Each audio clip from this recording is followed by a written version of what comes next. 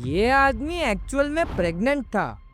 साल 1963 में भारत के नागपुर में संजू भगत का जन्म होता है। लेकिन जब संजू लगभग 30 साल का था, तब उसका पेट अजीब तरह से बढ़ने लगा, जिससे कि उसके लिए उसकी डेली एक्टिविटीज काफी मुश्किल हो गई और वो 9 महीने का प्रेग्नेंट इंसान लगने लगा था। अब धीरे धीरे हालात खराब होने लगे और संजू के बड़े और भारी पेट के कारण उसे बैठने में, यहाँ तक कि सांस लेने में भी मुश्किलें होने लगी थी। लेकिन सवाल ये था कि ऐसा हो क्यों रहा था।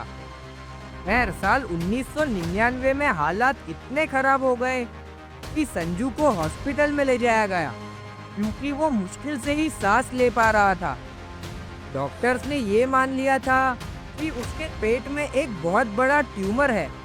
लेकिन जब उन्होंने उसे काटा, तो उन्हें अपने जीवन का सबसे बड़ा झटका लगा।